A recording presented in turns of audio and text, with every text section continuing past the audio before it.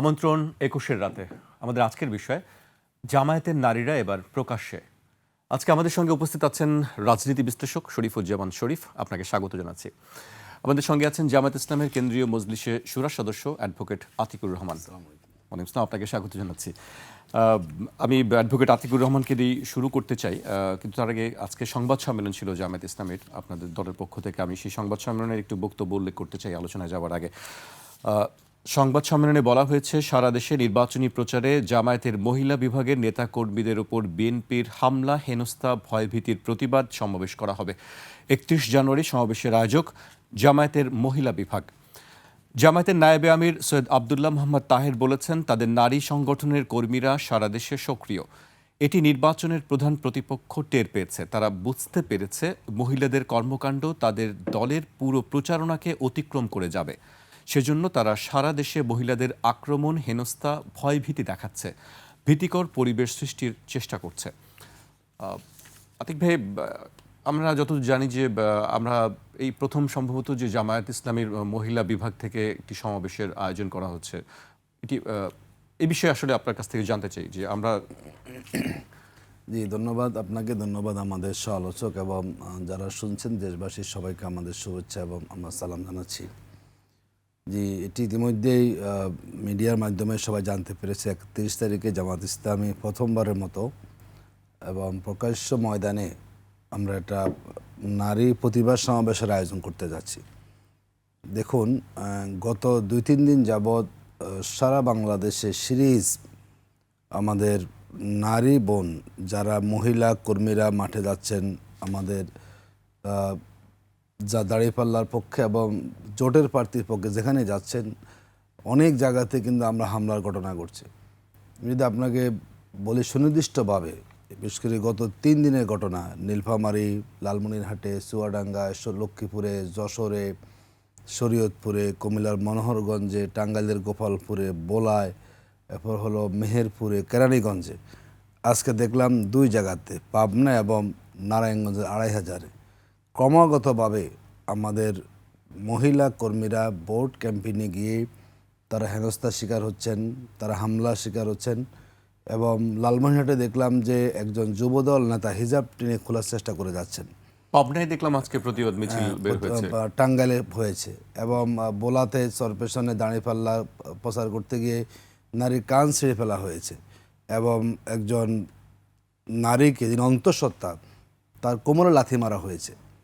এই যে কাজগুলো চলছে, এটি আসলে ইতিমধ্যে সীমা লঙ্ঘন হয়েছে। আমরা দেখলাম চাঁপাইনবাবগঞ্জে একজন বিএনপির প্রার্থীর ওয়াইফ পাপিয়া, তিনি একসময় এমপি ছিলেন, তিনি ওপেন মাঠে বলছেন যদি জামাতের এবং ছাত্রী সংস্থার কেউ আসে, বাসায় আসে ভোট চাইতে, তাকে আপনারা পুলিশে ধরিয়ে দিবেন।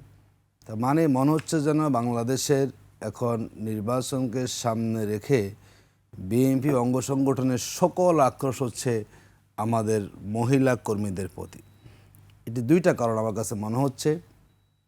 এটি আসলে শুরুতে বিক্ষিপ্ত ছিল, একসময় নোয়াখালীতে হয়েছে, আমাদের মহিলাদের তালিমে বাধা দিয়েছে, যে কাজটা কিন্তু বিগত আওয়ামী লীগ সরকারও করেছে, তালিমে বাধা। আমরা ভাবছিলাম যে হয়তো পরিবর্তন হবে, এখন আর ফেসিবাদ তো নাই। দেখলাম যে যেই সুরে আমাদের মহিলা কর্মীদের নিয়ে আওয়ামী লীগ কথা বলতো, একই সুরে এখন বিএনপি কিন্তু তারা একই বয়ান তারা রেডি করেছেন। দ্বিতীয়, আমরা দেখলাম যে যখন ইলেকশন হলো, নির্বাচন হলো বিশ্ববিদ্যালয়গুলোতে, এই ইলেকশনের পরে মূলত তারা আরও নড়ে চড়ে বসেছেন। মানে টার্গেট জামায়াতের নারী। আমি এই জন্যই বলছি, দেখুন ছাত্র সংসদ নির্বাচনগুলোতে যেভাবে ছাত্রীরা শিবিরের প্যানেলকে ভোট দিয়েছে, এরা সবাই তো আর কেউ ছাত্র শিবিরও করে না, কেউ ছাত্রী সংস্থাও করে না, কিন্তু তাদের সমর্থনের জায়গাটা তারা বিবেচনা করেছিল আমাদের শিবির সমর্থিত প্যানেলকে। তখন থেকে মূলত বিএনপির মূল টার্গেট, এবং তারা বুঝেছেন। আমি গতকাল একটা শোতে বলেছিলাম, বিএনপি ইতিমধ্যে জরিপ করে দেখেছে দেশের নারীরা এবার নির্বাচনে ৮০% নারী ভোট এবার জামাতের প্রার্থী কিংবা জোটের প্রার্থীর পক্ষে আসবে। এটা বুঝতে পেরে মূলত তারা দিশার হয়ে গিয়েছেন। এক সময় বাংলাদেশের নারীরা ২ প্রতীকে ভোট দিতেন গড়ে, আমাদের কথাগুলো আমরা বোঝানোর সুযোগ পাইনি। এবার নারীরা নানা কারণে তারাও বুঝতে পেরেছেন এবং বিশ্ববিদ্যালয় ইলেকশনগুলো সেটা ইতিমধ্যে সবাই জানতে পেরেছেন, যার জন্যই তারা মনে করেছে যে পুরুষদেরকে তো জোর করে কিছু করা যায়, অথবা ভোট কেনা যায়, নানা ধরনের তাদেরকে প্রভাবিত করা যায়, নারীদেরকে তো করা যায় না। এজন্য এবং নারীদের কাছে তাদের দলের পক্ষে ভোট চাওয়ার মতো যৌক্তিক কোনো বিষয়ও নাই। যেভাবে জামাতের নারীরা গিয়ে ভোট চাচ্ছেন সৎ প্রার্থীর পক্ষে, যোগ্য প্রার্থীর পক্ষে, দুর্নীতি বাংলাদেশ গড়ার লক্ষ্যে, তাদের কাছে মনে হয়েছে এটার দ্বারা তাদের প্রতিদিন ভোট কিন্তু কমছে, যার জন্য তারা এবার 1 নম্বর টার্গেট।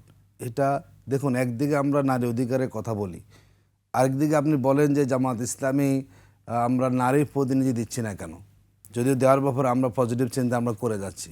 একসময় 31 জন আমাদের উপজেলা নারী ভাইস চেয়ারম্যান ছিলেন সদ্য ইলেকশনের সময়। যদি আরেক দিকে আপনার একজন নারী কর্মীকে আপনি হেনস্থা করেন, তাহলে একদিকে আপনি বলেন যে আমাদের নারী প্রার্থী আমরা দিই নাই, আপনি আমাদেরকে নেগেটিভ না করার চেষ্টা করে যাচ্ছেন। আরেক দিকে আপনি একজন মহিলা কর্মীর হাত তোলেন, তাকে আপনার তার সম্মান নষ্ট করার চেষ্টা করেন, বিপরীতমুখী আচরণ কিন্তু সেখানে করা হচ্ছে। তো আমরা ইতিমধ্যে বারবারই বলে এসেছি যে বাংলাদেশের জামাত ইসলামীদের যে পরিমাণ নারী আছেন, যোগ্য নারী, এবং বড় অংশ তারা উচ্চশিক্ষিতা, এবং তাদের বিভিন্ন প্রফেসর আছেন, ডাক্তার আছেন, পিএইচডি হোল্ডার, অনেক আমাদের নারী নেত্রীরা আছেন। আমরা আমাদের দলীয় কাজে অভ্যস্ত বেশি, আমরা রাজনৈতিক মাঠে এনেছি আমাদের প্রয়োজন বিবেচনা করতে, সামনে তো আমাদেরকে আনতে হবে। এইরকমভাবে নারীদের উপরে এই যে আপনার সম্মানহানি করা হচ্ছে, এটি কিন্তু আমাদের বাংলাদেশের যদি বলি জাতীয় মূল্যবোধের উপরে আঘাত করা হচ্ছে। একজন নারী তার স্বাধীনতা বজায় রেখে ভোটার ক্যাম্পেইনে যাবেন, সেখানে আপনি হামলা করলে হামলা কেন করা হবে? আপনার কি শুধু মানে এই হেনস্থা বা এই হামলার আশঙ্কার কারণেই কি নারীদেরকে প্রার্থী হওয়া থেকে মানে বিরত রাখছে জামায়াত ইসলামী? আমরা দেখছি যে অন্যান্য রাজনৈতিক দলের যারা আছে নারী প্রার্থী, তারা প্রচারণা চালাচ্ছেন, নির্বাচনী রাজনৈতিক কর্মকাণ্ডে অংশগ্রহণ দেখো, করছেন। সেটা নয়, আমরা নারীদেরকে নামাইনি তা কিন্তু না। দেখুন, বলছি উপজেলা ভাইস চেয়ারম্যান কিন্তু জামাতের 31 ইলেক্টেড হয়েছেন, বিভিন্ন জায়গায় আমাদের কমিশনার নির্বাচন হয়েছেন, মহিলা কাউন্সিলর, এবং সামনে যে সংস্কার প্রস্তাবনা, মানে আপনি জেনেছেন যে সংস্কার প্রস্তাবনায় যাতে ইউনিয়ন পরিষদও যে 9 জন মেম্বার থাকে, যাতে সেখানে 9 জন নারী মেম্বারও থাকেন, সেই প্রস্তাব কিন্তু জামাত ইসলামী দিয়েছে, যাতে করে একদম নারীদের প্রতি তৃণমূল থেকে না সেখানে হয়। কিন্তু জাতীয় নির্বাচনে নারী প্রার্থী আমরা জামায়াত আলোচনা ইসলামী- চলছে। দেখুন, একটা ভোটের ময়দানে তো আপনাকে কাউকে জোর করা যাবে না। জামাত ইসলামী হয়তো উদ্যোগ নিয়েছে, তো নমিনি আমার তো তৃণমূল থেকে আমাদের একটা মতামত সেখানে চলে আসে। যদি কোনো নারী বোন নিজেকে ভোটের মাঠে আনতে না চান, রাজনীতি ময়দানে আনতে না চান নানা কারণে, তার সেই ব্যক্তিগত মতের প্রতি আমরা চাপিয়ে দিতে পারি না। জি, আমরা মনে করি এটি আমাদের উদ্যোগ আছে, সময়ের ব্যবধানে পরিস্থিতি পাল্টে যাবে। আর যদি আমরা এই অবস্থা নিরসন করা যায়, আপনি এই যে নারী ভোটাররা হামলা শিকার হচ্ছেন, এটা আরও অবস্থা ভয়ানক হয়ে যাচ্ছে। যদি আমরা একটা সুন্দর পরিবেশ তৈরি করতে পারি, যে নারী তার শালীনতা, তার মর্যাদা নিয়ে কাজ করতে পারবে, আমার কাছে মনে হয় যে কোনো নারী নির্বাচনের মাঠে আসতে তিনি স্বাচ্ছন্দ্য ফিল করবেন। এই পরিবেশটা আমাদের ইনশিওর করার চেষ্টা করতে হবে। জি, আপনার কাছে আমি আবারও আসবো। আমি শরীফ ভাইয়ের কাছে আসতে চাই। শরীফ ভাই, আপনি নিশ্চয়ই জানেন, এত সবাই জেনে গেছে যে আসলে নারীদের একটি সমাবেশ জামায়াত ইসলামীর পক্ষ থেকে করা হচ্ছে 31 তারিখে। একসময় আমরা শুনেছি, আমরা যখন আরও অনেক বছর পিছনে যাই, যে নারীদেরকে রাজনীতিতে অংশগ্রহণ বা নারীর কর্মক্ষেত্রের অংশগ্রহণের ব্যাপারে একটি কাজ করতো, যে তাদেরকে সেই স্বাধীনতা দেওয়া হয় না, কাজ করতে দেয় না। কিন্তু আমরা সম্প্রতি দেখছি যে জামায়াত ইসলামের নারী যে বিভাগ আছে, সেখানে তারা বিভিন্ন জায়গায় যাচ্ছেন, বক্তব্য দিচ্ছেন, এবং আমরা দেখেছি যে মার্কিন রাষ্ট্রদূতের সঙ্গেও একটি প্রতিনিধি দল দেখা করেছে। এই বিষয়গুলোকে আপনি কি দেখেন? ধন্যবাদ আপনাকে, ধন্যবাদ দর্শক শ্রোতা যারা আছেন, এবং আমার সাথে আলোচককে শুভেচ্ছা দিয়েই শুরুটা করছি। কোথা থেকে শুরু করব বুঝে উঠতে পারছি না। তবে আপনি যেটা শিরোনাম করেছেন, রাজনীতিটা হওয়া উচিত প্রকাশ্যে। আপনি যদি রাজনীতির মধ্যে কোনো সংকট না থাকে, কোনো প্রশ্ন না থাকে এবং কোনো গোপনীয়তা না থাকে, তাহলে বিষয়টা প্রকাশ্যেই হওয়াটা ভালো। সেটি আমরা আপনার দেখছি যে এবার কৌশলের নামে বা কৌশল করতে গিয়ে যদি রাজনীতিটা প্রশ্নের মুখে পড়ে, বিশ্বাসযোগ্যতা নষ্ট হয়, রাজনীতিতে যে হারমোনিটা থাকা দরকার সেটি যদি বিঘ্নিত হয়, তাহলে সেটি কোনো কৌশল না। আমি দীর্ঘদিন একটা সংগঠনের সাথে আছি, তাদের পদ পদবি ধরে আছি। আমি এর ভেতর থেকে নিজের উপরে দমন পীড়ন নির্যাতন এই জায়গা থেকে নিজেকে রক্ষা করার জন্য আমি এটিকে কৌশল বললাম, এবং এক সময় তাদেরকে পথে বসিয়ে দিয়ে আমি চলে এসে বললাম যে এটা আমার কৌশল ছিল। আসলে কৌশলটা কার, এটি গুরুত্বপূর্ণ। যারা চলে গেছে তাদের কৌশল নাকি যারা বেরিয়ে এসেছে তাদের কৌশল? বিভিন্ন জায়গায় নারীদের উপরে হামলা হচ্ছে, এটা কোনোভাবে সমর্থনযোগ্য না। সেটা যে সংগঠনের নারী কর্মীদের উপরে হামলা হোক না কেন। কিন্তু আপনাকে খেয়াল করতে হবে যে আমাদের এইখানের যে প্রতিক্রিয়াগুলো, এটি নির্ভর করে আঘাতটা কার উপরে এসেছে, এটি নির্ভর করে সময়টা কখন। আমরা কখনো কখনো নিশ্চুপ হয়ে থাকি, জাস্টিফাই করি, উদাহরণ দেই, আবার কখনো কখনো আমরা যখন আমাদের উপরে আক্রান্ত হই তখন অন্যভাবে বিষয়টাকে আমরা ট্রিট করার চেষ্টা করি। আমার ধারণা যে এই যে সমাবেশটা, এই সমাবেশটা কেবল হামলা নির্যাতন ইস্যুতে না, এই সমাবেশটা আগামী নির্বাচন ধরে শক্তি দেখানোর, সাংগঠনিক শক্তি প্রদর্শনের কৌশলের জায়গা থেকে সম্ভবত এই সময়টাকে বেছে নেওয়া হয়েছে। আপনি নারীরা নির্যাতিত হচ্ছে বলে আপনি প্রতিবাদটা করছেন, অথবা নারীরা এগিয়ে আসতে চাইছে না বলে আপনি তাদেরকে প্রার্থী করেননি, আমার কাছে এটি মনে হয় না। নারীরা যে নির্বাচনে প্রার্থী আপনি করেননি, এটা আপনার একটা রাজনৈতিক কৌশল। আর আপনি সংস্কারের প্রতি আপনার একটা দায়বদ্ধতা আছে। একটা ক্যাডার ভিত্তিক রাজনৈতিক দলের, আমি যতটুকু জানি, নির্ভর করে ব্যক্তির ইচ্ছা অনিচ্ছার উপরে না। দল যদি মনে করে যে আমার এই প্রার্থীটি অমুক জায়গায় প্রার্থী হবেন, আমার এই কর্মীটি, ব্যক্তির ইচ্ছাটা এখানে কোনো মুখ্য বিষয় না, দলের সিদ্ধান্ত চূড়ান্ত। নারীকে আক্রমণ করা হচ্ছে এটি সত্য, কিন্তু সেটি কেবল কি আজকে?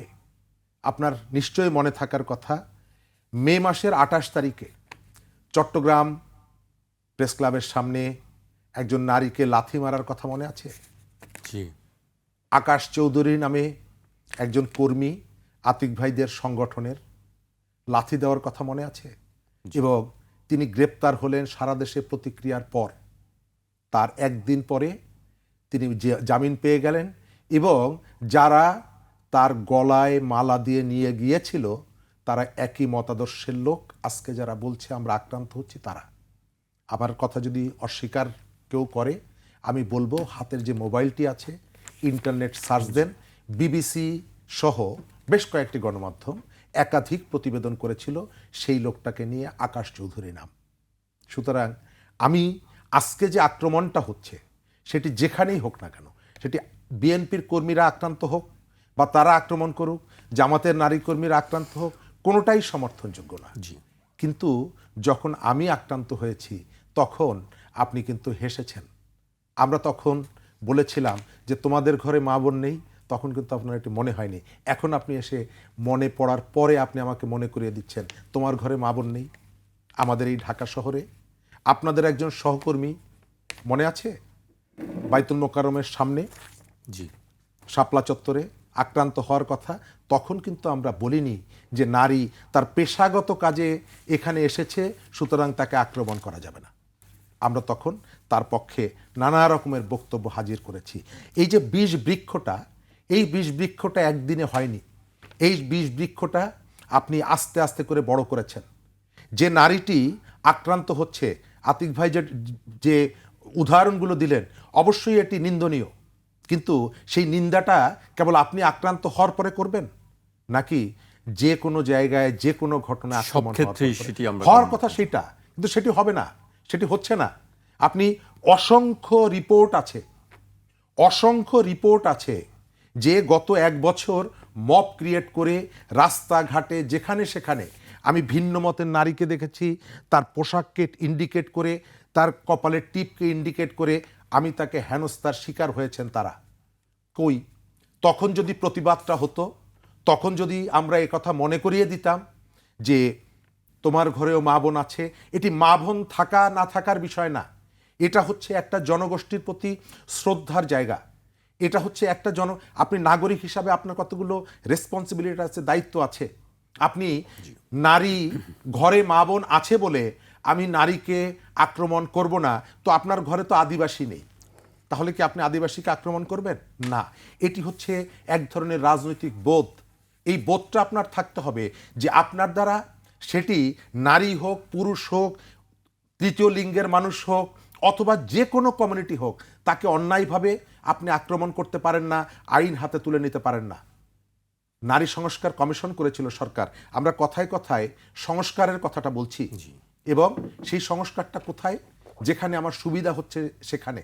নারী সংস্কার কমিশনের রিপোর্ট নিয়ে সোহরাওয়ার্দী উদ্যানে যে সমাবেশটি হয়েছিল কয়েক মাস আগে, ভাষাগুলোর কথা আমি কাউকে মনে করিয়ে দিতে চাই না।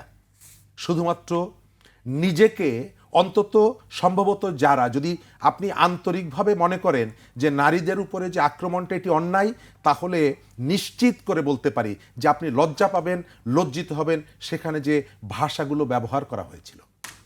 কোনো একটা বিষয় আমার সাথে দ্বিমত হতেই পারে, আপনি নারীর অধিকারের বিষয়ে দৃষ্টিভঙ্গিগত পার্থক্য থাকতেই পারে, আপনি ধর্মের জায়গা থেকে, দৃষ্টিভঙ্গি থেকে দেখছেন, আমি নারীর সমতার দৃষ্টিভঙ্গি থেকে দেখছি, আমি সাংবিধানিক যে অধিকার সেই অধিকারের জায়গা থেকে দেখছি। ভিন্নতা থাকতেই পারে, কিন্তু সেই ভিন্নতা প্রকাশ করার মাধ্যম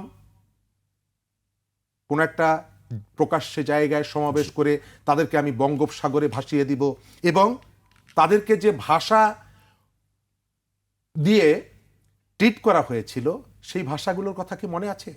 পরবর্তীকালে অনেকেই লজ্জিত হয়েছেন, ক্ষমা প্রার্থনা করেছেন।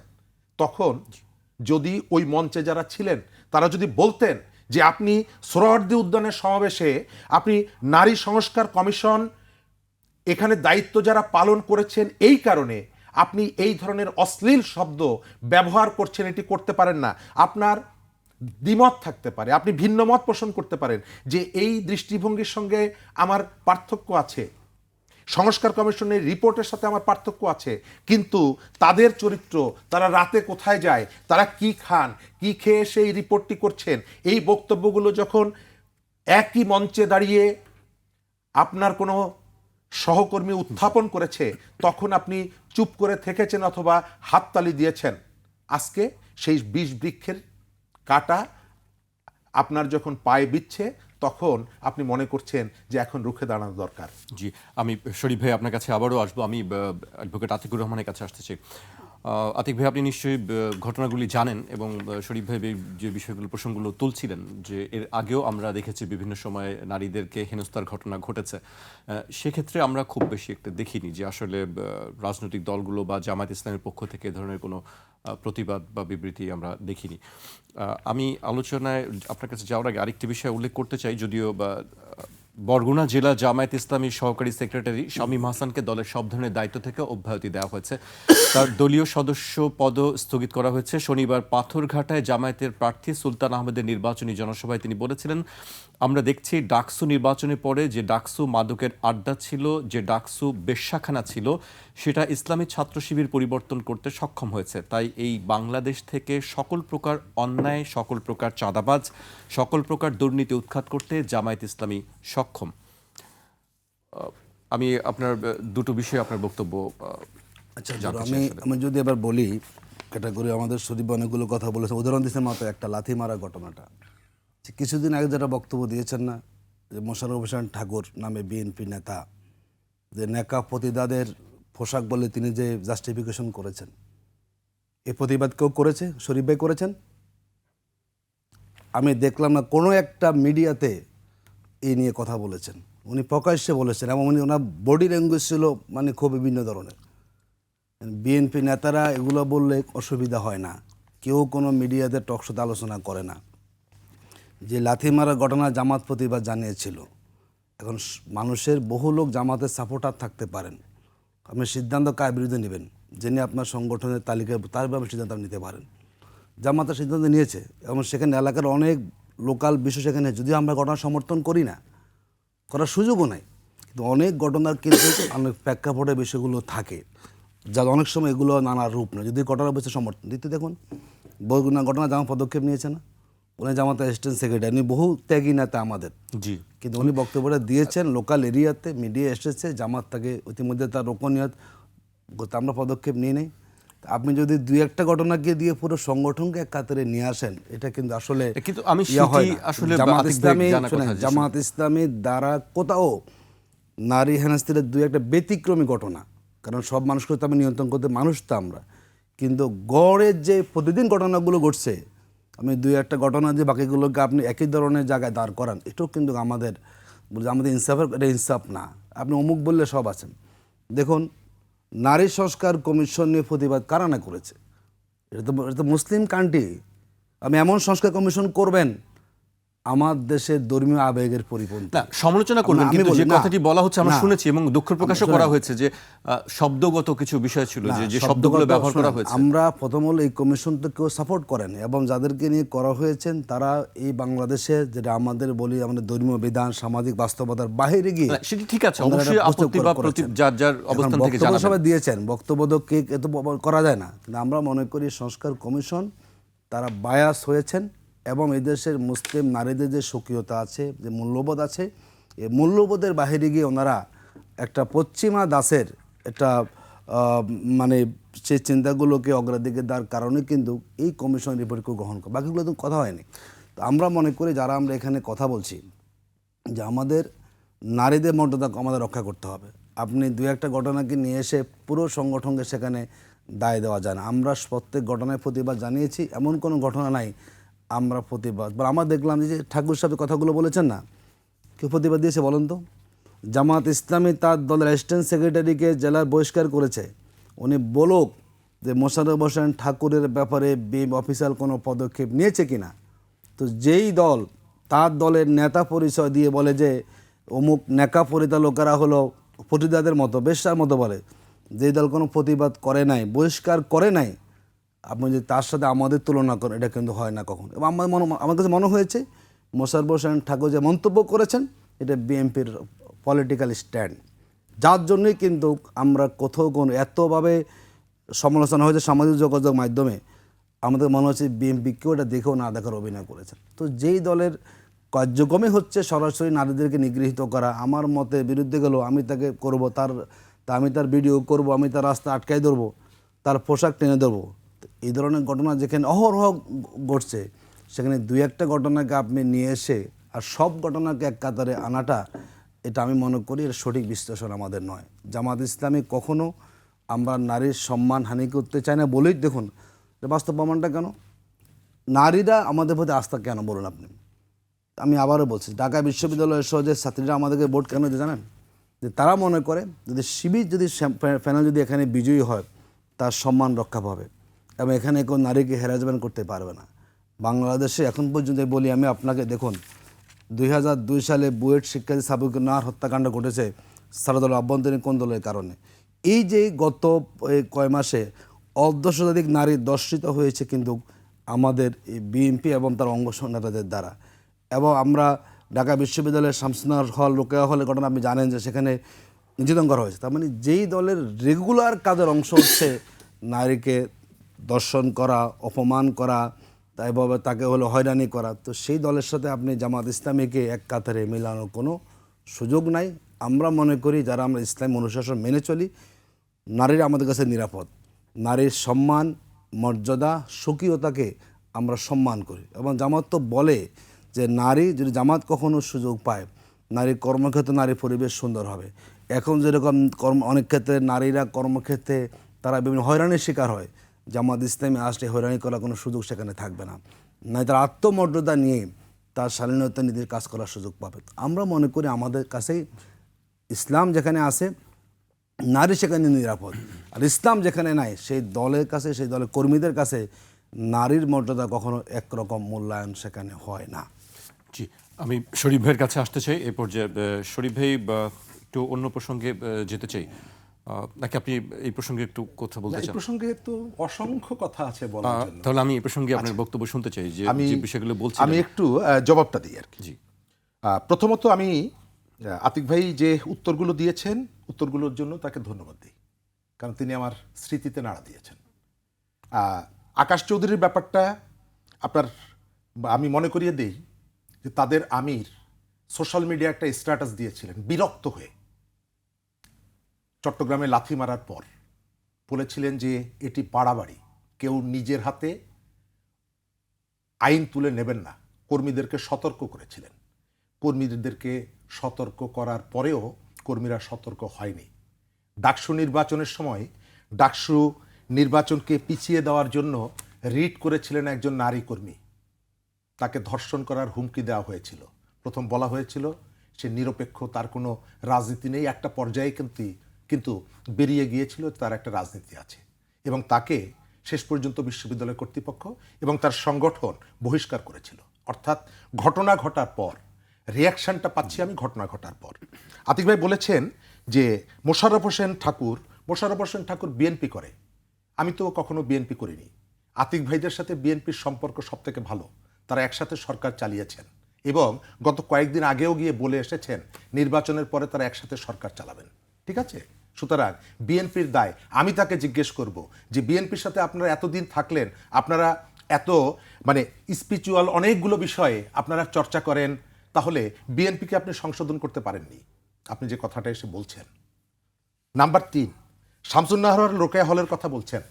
শামসুন্নাহর হলের ঘটনার পর 2001 সালের জুলাই মাসের 27 তারিখ আমি আমার ছাত্র রাজনীতির সর্বশেষ যে মামলার আসামি হয়েছিলাম, সেই সময় সেই মামলাটা হচ্ছে শামসুন্নাহর হলে রাতের বেলায় পুলিশ ঢোকার পর যে বিক্ষোভ হয়েছিল, সেই বিক্ষোভের অর্গানাইজার হিসাবে আমি ছাত্র আন্দোলনের সর্বশেষ মামলার আসামি হই।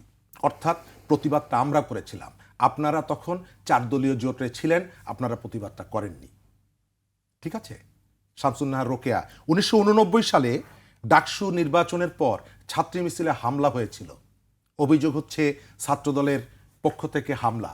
তারপরে আপনারা কিন্তু বিএনপির সাথে ইউনিটি করেছেন নানা সময়ে। আজকে ইতিহাসের যে অংশগুলো টান দিয়েছেন, একে আপনি যদি ইতিহাসের কলঙ্কিত ঘটনা বলেন, প্রত্যেকটি ঘটনার সাথে আপনারা ইনডাইরেক্টলি যারা করেছে তাদের নিন্দা আপনারা করেননি। শামসুন্নাহরের যেটা বললাম, ডক্টর হুমায়ুন আজাদ তিনি রমনা থানায় গিয়েছিলেন ফুল নিয়ে, আপনারা করেননি, আমরা করেছি, আমাদের কর্মীরা করেছে, আমরা মার খেয়েছি তার জন্য। সুতরাং এখন যদি বলেন যে বিএনপির অপরাধের দায় আমাদের নিতে হবে, নো, আমরা কেন নিব? আপনাদেরকে নিতে হবে, কারণ আপনারা দীর্ঘদিন ধরে একসাথে রাজনীতি করেছেন, একসাথে জোট করেছেন, ক্ষমতায় ছিলেন, ক্ষমতার চর্চা করেছেন, বিচার করেন নাই। সাবিকুন্নার সনি হত্যার পরে আমরা প্রতিবাদ করেছি, তারপরে আপনারা সনির যে হত্যাকারী যারা, যে সংগঠন, সেই সংগঠনের সাথে একসাথে ক্ষমতায় ছিলেন আপনারা। সুতরাং জবাবটা আপনাদেরকে দিতে হবে, আমার কাছে কেন জিজ্ঞেস করেন? আমি তো রাস্তায় ছিলাম। সাবেকুন্নার সনিকে মুকিতরা যখন হত্যা করে বুয়েটে গুলি করে, তার বিরুদ্ধে তো আমরা রাস্তায় ছিলাম, আমি তো মার খেয়েছি, আমার অসংখ্য ছবি আছে এখন। জানি শরীফ ভাই। তো এখন আপনি এই ঘটনাটা, একজনের ঘটনা আরেকজনের উপর দেওয়া যাবে না। সেকেন্ড হলো যে একটা ঘটনাও যদি ঘটে থাকে সেটি অন্যায়। সোশ্যাল মিডিয়ায় আজকে নারীরা যে আক্রান্ত হচ্ছে, নারীদের বিরুদ্ধে যে অজস্র, আপনি এখনো দেখবেন, এই যে অনুষ্ঠানটার কথা বলছি না, এই যে সমালোচনাটা করছি না, আপনি কালকে দেখবেন সোশ্যাল মিডিয়ায় কারা এসে অশ্লীল ভাষায়, অশ্রাব্য ভাষায়, এমনকি আমাকে নিয়েও গালাগালি করে এবং তাদের রাজনৈতিক পরিচয়টা কি। আমি বলবো সারা পৃথিবীকে ভালো করার আগে যদি আমরা ভালো হতে পারতাম, তাহলে পৃথিবীটাকে ভালো করা যেত। আমি কাউন্টার করছি না, তবে এটি অস্বীকার করা যাবে না সোশ্যাল মিডিয়ায় কারা গালাগালি করে নারীকে, কারা গালাগালি করে মুক্তিযোদ্ধাকে, কারা গালাগালি করে শহীদ পরিবারকে, কারা নারীদেরকে, আদিবাসীদেরকে, আপনি বলেন না কারা অপমান দেন, জানে না। আমি আপনার অনুমান করবেন না, আমি আপনাকে অনুমানে বলছি না, সুনির্দিষ্ট বলেন কারা।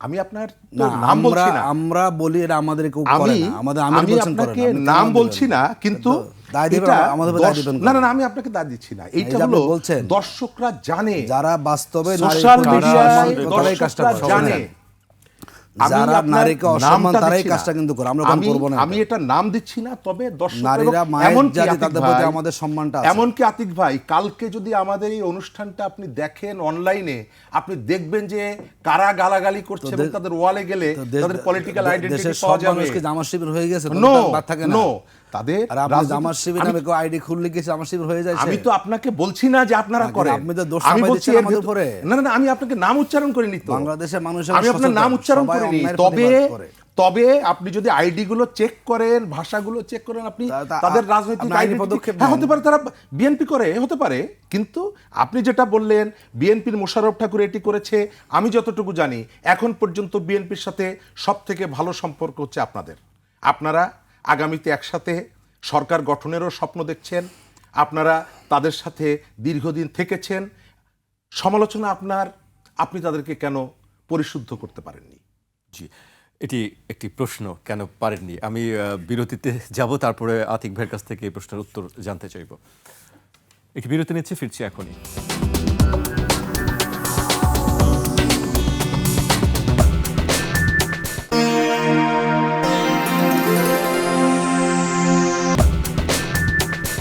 বিরতির পর আবারও স্বাগত। আপনারা দেখছেন ২১-এর রাত।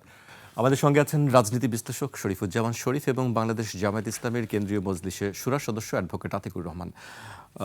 আতিক ভাই, প্রশ্ন ছিল যে আসলে আপনারা কেন শুধরাতে পারেননি, আরও বেশ কিছু বিষয় নিয়ে কথা বলছিলেন শরীফ ভাই।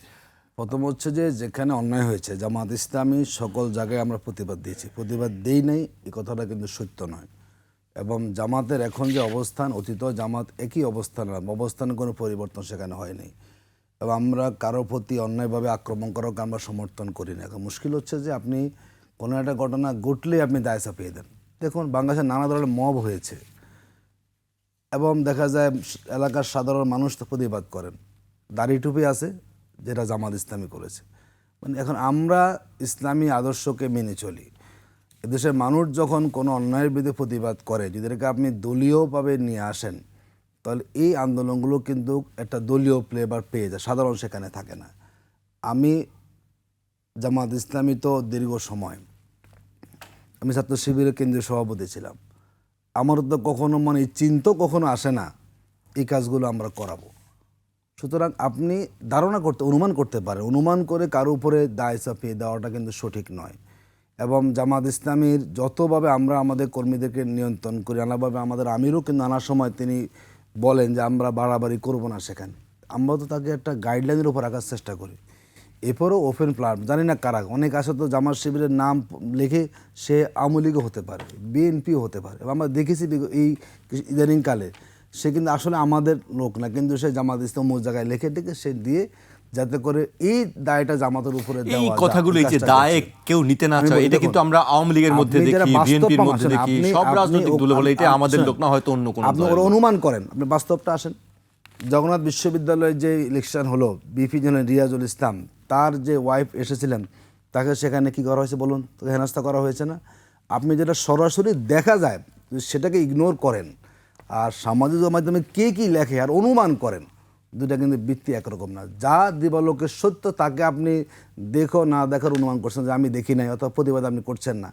আর যেটা হলো কে করেছে আপনি জানেন না, সেটাকে আপনি জাস্টিফাই করছেন আমরা করেছি। এটি কিন্তু বাংলাদেশের এক ধরনের একটা স্ট্যান্ড পলিটিক্যাল, যে আপনি একটা দলকে পছন্দ করেন না, সুতরাং তার উপরে সবগুলো চাপিয়ে দেন, আর যাকে পছন্দ করেন তার অনেক অন্যায় কাজকে ইগনোর করার, যেটা আমরা দেখেছি। দেখুন, আমি যদি বলি, আমরা বলেছি বরগুনার এই ঘটনা আমরা কেউ সমর্থন করি না, আমি সমর্থন করি, আমার দল সমর্থন করে না, এবং আমরা যারা আঘাত পেয়েছেন তাদের প্রতি আমরা সিম্পিথাইজ। নিশ্চয় এই ধরনের কোনো বক্তব্য কোনো নেতা দিতে পারেন না।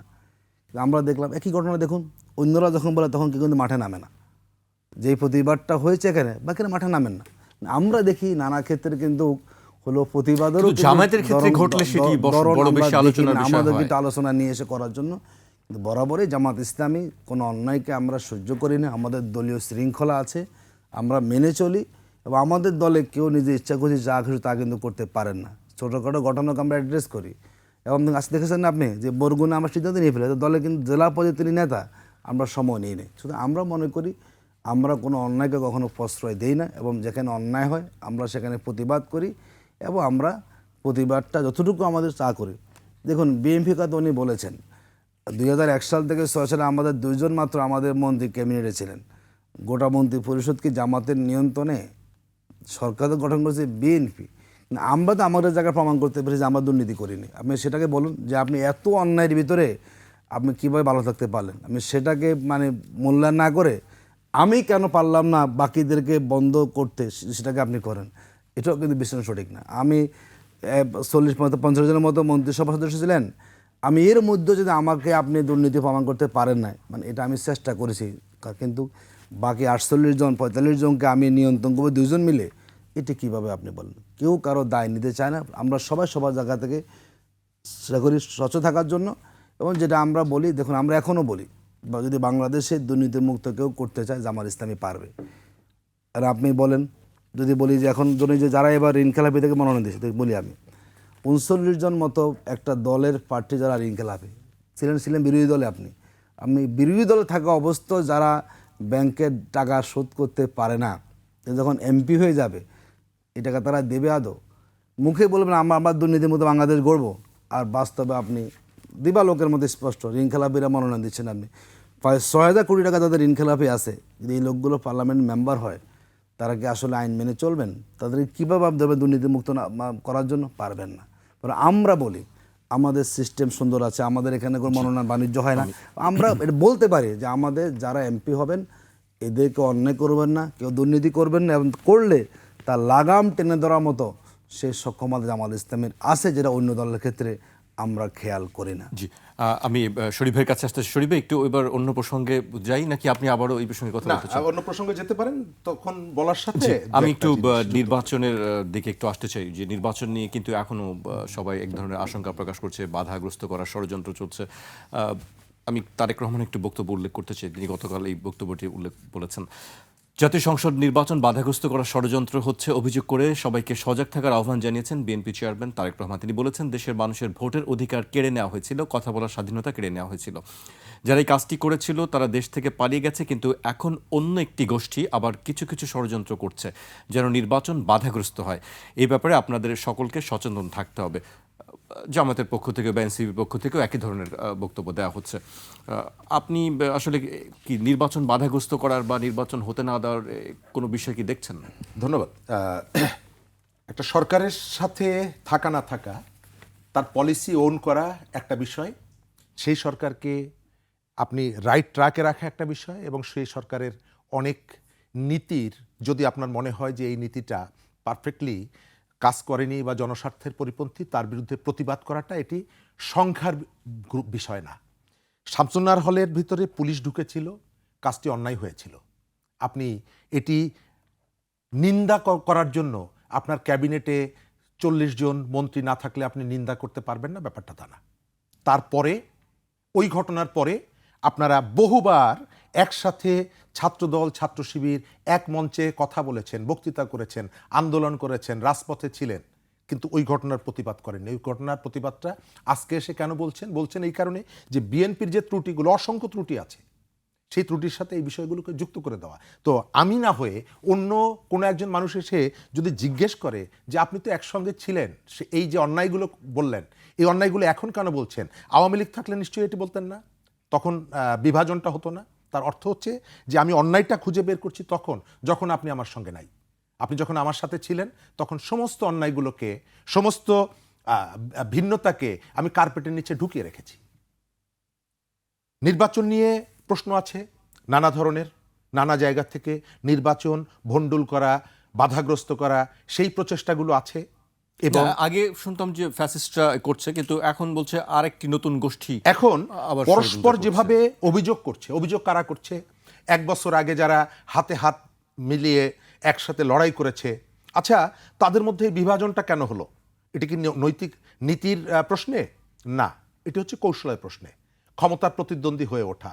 আওয়ামী লীগ যখন, শেখ হাসিনা যখন ক্ষমতার প্রতিদ্বন্দ্বী ছিল, তখন রাজনীতির ধরন একরকমের ছিল, এখন যে প্রতিদ্বন্দ্বিতা ক্ষমতার ধরন না। তার অর্থ হচ্ছে যে আমার বেসিক জায়গাটা হলো পাওয়ার, আমাকে পাওয়ারে যেতে হবে, এবং সবার সাথে আপনার এই যে ইউনিটি থাকছে না, আপনি বেশি দিন একসাথে চলতে পারছেন না। বিএনপির যে অপরাধগুলো, বিএনপির যে ভুলগুলো, সেই ভুলগুলো আপনি এখন কেন বলছেন? বিএনপির যে অপরাধগুলো, বিএনপি তো 5 আগস্টের পরে ক্ষমতায় বসেছে। তার আগে বিএনপির পাওয়ারে থাকা অবস্থায় যে ক্রিটিকগুলো করছেন, বিএনপির যে সমালোচনাগুলো করছেন, শিল্প কলকারখানা বন্ধ করেছে, আপনারা মিলেমিশে বন্ধ করেছেন। 2002 সালের 30শে জুন আদমজি পাটকল আপনারা বন্ধ করে দিলেন, আপনারা তো একসাথে বন্ধ করেছেন, এক সরকারে ছিলেন। একের পর এক পাটকল, এখন বলছেন পাটকলগুলো সব খুলে দিব। এই পাটকলগুলো ওয়ার্ল্ড ব্যাংক, এডিবির প্রেসক্রিপশন নিয়ে কারা বন্ধ করেছে? তখন কি প্রতিবাদ করেছেন? তখন প্রতিবাদ তো করেননি। এখন বলছেন বিএনপি এই জায়গায় ত্রুটি করেছে। রাইট, বিএনপি তো অসংখ্য ত্রুটি, আপনার থেকে আমি বেশি বলতে পারি, কারণ আমাদের পিঠে বিএনপির চাবুকের আঘাতের দাগ আছে, আমাদের পিঠে পুলিশের মারের দাগ আছে। আমরা প্রতিবাদ করেছি, আপনারা করেননি, আপনারা একসঙ্গে ছিলেন। এখন যখন ক্ষমতার প্রশ্নে আপনার দ্বন্দ্বটা তৈরি হয়েছে তখন আপনি বলছেন এই কথাগুলো তো আমরা শুনতে আগ্রহী না। আপনারা তো বলেছিলেন যে গণ অভ্যুত্থানে আসেন, শেখ হাসিনাকে উচ্ছেদ করি, তারপরে আমরা একটা সমতার বাংলাদেশ করব। যে গণ অভ্যুত্থানের বেসিক যে স্লোগানটা ছিল বৈষম্যের বিরুদ্ধে, আপনি এই যে নির্বাচনী কার্যক্রমে আপনি বৈষম্যের বিরুদ্ধে রাজনৈতিক দলগুলোর কোনো ম্যানিফেস্টো দেখছেন? গ্রাম এবং শহরের যে বৈষম্য, শহরের মধ্যে গরিব মানুষ ধনী মানুষের যে বৈষম্য, সম্পদের বৈষম্য, ঋণ খেলাপির যে বিষয়গুলো আনছেন, তো বিএনপির এই যে নেতারা ঋণ খেলাপি, এরা সন্ত্রাসী, এরা অত্যাচারী, এটি কবে হলো? গত 1 বছরে। তার আগে ছিল না তারা খারাপ? গত 1 বছরে তারা খারাপ হলো? তো তখন তো পর্যন্ত সঙ্গে ছিলেন। যদি আজকে সঙ্গে থাকতো, আওয়ামী লীগের সাথে যেটা ছিল যে আমার সাথে থাকলে সঙ্গী, আমার বিপক্ষে থাকলে তুমি জঙ্গি, তো সেই ঘটনারই তো রিফ্লেকশন এখন দেখছি। বিএনপি এতদিন ভালো ছিল, এখন আপনাদের কাছে খারাপ কেন? মূল জিনিসটা ক্ষমতা। সেটি আসলে এতদিন ভালো ছিল এখন খারাপ কেন, এই কথাটা সবাই প্রশ্নই বলছে। আতিক ভাই, শুনেন, খারাপ ভালোর বিষয় যেটা বলি, আমরা একটা নতুন রাজনৈতিক বন্দোবস্ত আমরা প্রত্যাশা করেছি। আপনি বলুন তো, 24-এর 5ই আগস্টের পরে পুরো দেশের দখল বাণিজ্য কাদের নিয়ন্ত্রণে? সরকারে আছে হলো আমাদের উপদেষ্টারা আছেন, মাঠের সরকার কাদের নিয়ন্ত্রণে বলুন? বাংলাদেশের কোনো একটা বাজার দখল জামাত ইসলামী করেছে কোনো নেতা কেউ বলতে পারবে? তার মানে সরকার দুই জায়গায়, মাঠে আর আমরা বলছি তো ঘরে। পুরো দেশের টেন্ডার বাণিজ্য, দখলবাজি, চাঁদাবাজি। শুনেন, আমরা তো মাঠে দেখি, আমরা কিন্তু মাঠের সাথে আমাদের কানেকশনটা আছে। বহু নেতা 1-1.5 বছরে কোটিপতি হয়ে গেছেন আমাদের চোখের সামনে থাকে। আমি নাম বললে তো কারো অসম্মান আমি করতে চাই না। এই টাকার উৎস কোথায় থেকে হয়েছে বলুন তো? ওই চাঁদাবাজি করেছেন, দখলবাজি করেছেন। আমরা আশা করেছিলাম যে একটা নতুন বাংলাদেশ, সবাই দেশটা গঠন করব। কারণ আপনি, হ্যাঁ, অতীতে সবাই আমরা খারাপ ছিলাম। আমরা আপনাদের জোটেও দেখেছি কয়েকজন কোটিপতির, আমরা দেখেছি নাম দেখেছি। তারা তো আর ঋণ খেলাপি না। আপনি যেই দল 39 জনকে আপনি দিচ্ছেন হলো মনোনয়নটা, তার মানে আপনি নতুন বাংলাদেশকে ধারণ করতে পারেন নাই। আপনি 31 দফা দিয়েছেন, অনেক সুন্দর করবেন, কিন্তু আমার কাজের সাথে দফার কোনো বাস্তব মিল নাই। আপনার দলে কোনো শৃঙ্খলা নাই। এখনও মানে কিশোরগঞ্জ দেখলাম যে চেয়ার ঠেলাঠেলি হচ্ছে। তো আপনার এটা দলের ভিতরে আভ্যন্তরীণ ডিসিপ্লিন নাই। এখনও 91 জন প্রার্থী আছে যারা বিদ্রোহী প্রার্থী হিসেবে মাঠে অবস্থান করছেন ইলেকশনের মাঠে। তো আপনি যখন তাদের দ্বারা নতুন বাংলাদেশ প্রত্যাশা করবেন, এটা কিন্তু কখনো হয় না। আমরা সেই জায়গাতে কথা বলছি যে আমাদের সবাই, হ্যাঁ, আমরা আমাদের জায়গাতে সংশোধন হব, অসুবিধা তো নাই, কিন্তু আমরা দেশের মানুষ যে প্রত্যাশা করে নতুন রাজনৈতিক বন্দোবস্ত, যদি সেদিকে আমরা আসতে না পারি, তাহলে আপনি সংস্কার প্রস্তাব অনুমোদন হবে। এই জন্য আমরা দেখুন, আমি একটা কথা প্রসঙ্গে বলি, যারা নিজেদের রাজনীতিকে পরিবর্তন করতে পারেন না কিংবা যাদের পক্ষে সম্ভব নয় পরিবর্তন হওয়া, তারাই কিন্তু এখন গণভোটের পক্ষে কথা বলছেন। আপনি দেখুন, একটা বড় দলের প্রধান এতগুলো রাজনৈতিক সভা করেছেন, কোনো এক সভাতে এক বাক্যে বলেছেন যে আমরা নতুন বাংলাদেশ দেখতে চাই। 24শে জুলাই আমাদের 1,500-এর মতো আমাদের মানুষ জীবন দিয়েছে, আমরা পেছনে ফিরতে চাই না, সবাই গণভোটে হাঁ দিবেন। দেখেছেন আপনি? তো যারা সংস্কার চায় না, যারা নতুন রাজনৈতিক বন্দোবস্ত চায় না, যারা ক্ষমতা পাইলে আবার মুহূর্তের মধ্যে আবার হাসিনার জগতের বৈশিষ্ট্য ধারণ করবেন, সেটা তো আমরা দেখতে চাই না। দেখুন, এটা বাস্তব। আমি বলুন না কেন যে কেন গণভোটের পক্ষে আপনি হ্যাঁ বলবেন না? আপনি ইলেকশনে যাচ্ছেন না, ইলেকশন কীভাবে পেয়েছেন? যেই বিপ্লব না হলে আপনি ইলেকশন হতো না, হাসিনাই আবার থাকতো, তো আপনি নির্বাচনটাকে ওন করছেন, বিপ্লবকে আপনি ওন করছেন না। এবং বিপ্লবের যে প্রত্যাশা নতুন বাংলাদেশ সংস্কার হবে, ক্ষমতা ভারসাম্য হবে, সেটাকে আপনি মেনে নিতে পারছেন না। এটি তো আমাদের একটা রাজনৈতিক যে আমরা পরিবর্তন, তাই বোঝা যাচ্ছে। কেন আমরা মনে করি দেশটা আমাদের সবার, প্রত্যেক দলকে রাজনৈতিক সহনশীলতা, সহমর্মিতা, আমরা মানুষ তা দেখতে চায়, সেটা করা উচিত। এবং আমি বলবো যে গণভোটের পক্ষে বিএনপিকে অবস্থান ওনারা ক্লিয়ার করেন এবং বলেন যে আমরা গণভোটে হাঁ দিব। মানে মানুষ যখন বুঝে ফেলেছে যে ওনারা গণভোটের পক্ষে না, তখন বলেন আমি কিন্তু হাঁ পক্ষে আছি। কিন্তু যদি দলীয় প্রধান কোনো বক্তব্য না দেন গণভোটে হাঁয়ের পক্ষে, আমরা ধরে নিব ওনারা আসলে সংস্কার চাচ্ছেন না, এবং ওনারা চান সংস্কারটা না হোক, গণভোটে না হোক, আবার ফ্যাসিবাদ আসুক, আবার বাংলাদেশ আগে জায়গায় যাক, আবার দমন নিপীড়ন হোক, আবার আধিপত্যবাদী গোষ্ঠী বাংলাদেশে আসুক। এটি বলছেন যে বিএনপি চাচ্ছে, সেটি বলছেন আপনি। তাই তো বোঝা যাচ্ছে। যদি আপনি গণভোটকে আপনি হ্যাঁ না বলেন, যদি দলের প্রধান ব্যক্তি হার পক্ষে একটা বক্তব্য না দেন, আজকে 6 থেকে 7 দিন চলে গেল, ধরে নেওয়া যায় ওনাদের পলিটিক্যাল স্ট্যান্ড হচ্ছে এটাই যে আমরা গণভোটের পক্ষে সরব কোনো ভূমিকা রাখবো না। যদি আমরা সুযোগ পাই এই গণভোট, এই সংস্কার, এই জুলাই সনদ থ্রোয়াই কেয়ার। জি, আমি শেষ পর্যায়ে চলে এসেছি, আমি শেষ করব, কিন্তু তার আগে আমি আপনার কাছে জামায়াতের নারী সমাবেশ বিষয়ে একটি বিষয় আমি জানতে চাই। আসলে 31শে জানুয়ারি আপনাদের সমাবেশের কথা বলা হয়েছে, সেখানে কত সমাগম ঘটানোর একটি পরিকল্পনা আসলে আছে, বা বাংলাদেশে জামায়াত ইসলামীর মহিলা কর্মী সংখ্যা কত? দেখুন, এটি বলা যাবে না। আমরা বলি যে আমাদের দলের যে অবস্থানটা আছে, জামাত ইসলামীর প্রায় 40 থেকে 45% হচ্ছে আমাদের নারী জনশক্তি আছেন।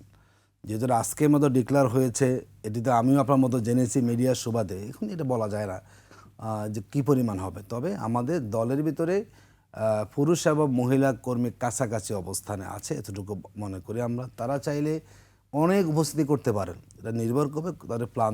নারী সংখ্যা কি লক্ষাধিক কর্মী জামায়াতের আছে নাকি আরো বেশি? তার থেকে আরও বেশি আছে। যদি আপনি জামাতকে হিসাব করেন যে জামাত কি পরিমাণ শক্তিশালী, তো সেখানে 40% নারী কর্মী হয়ে থাকে। একটু আমরা একটি ধারণা পেতে না, পারি এটি যদি তো আসলে কত আপনারা আমরা মনে করি বড় ধরনের উপস্থিতি করানো সম্ভব। নারীরা অনেক সুসংগঠিত। সেটি কি লাখের উপরে?